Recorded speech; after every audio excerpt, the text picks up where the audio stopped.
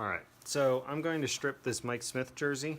It was graciously donated to me for the purpose of stripping it. It's got factory customization on it, which they use a single size nameplate for, and they use really cheap single layer vinyl. And then what they'll do is just kind of stitch down. It looks like crap, it feels like crap. It is crap. On this jersey, I've already taken off the jock tag, and I'll iron that out later. But these are really, really simple to stitch. If you look on them, they have just a single stitch around the outside. And then you just kind of slip your seam ripper in there, and you just go along, and you just kind of, I know it's not the easiest thing to say. You just go around and pop it out. It's not difficult. Just follow it around. Get every single stitch.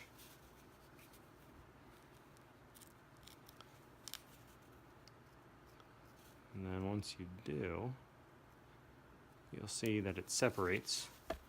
You should be able to just kind of peel it back. And just give it a little wiggle, and there it goes. It just pops right out. And then you do the whole thing around the outside, and then the whole thing will pull off. There might be a little bit of adhesive in here. That'll easily separate. It's very light adhesive.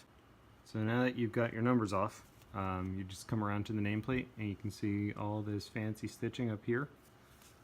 If you pull on it, you can see where it comes together. And on this one, it's right along here. There's one row of stitching. And once you start getting that taken apart, so row stitching right here. Once you get that taken apart, which I've done over here, you can see that there's nothing behind it. It's really nothing special behind it. And then you can separate it like that. And you can just see the stitches, and you can just pop them and just keep going right down, and the whole nameplate will just start coming apart. You can see the cheap stitching in between there, but we're not worried about that because that's all going to come off.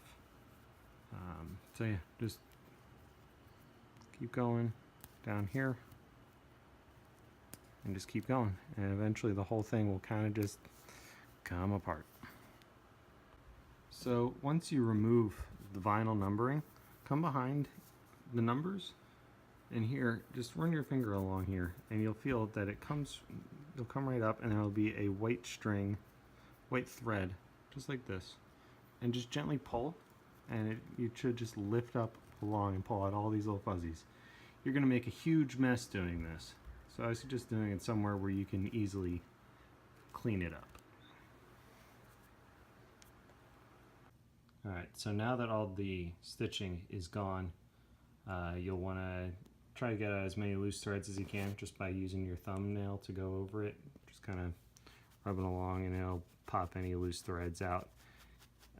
Get them as much as you can out, and then once you do that, you'll be able to just kind of throw it into either a tub of OxyClean or send it through the wash, and it'll get rid of a bunch of the extra adhesive that's on there.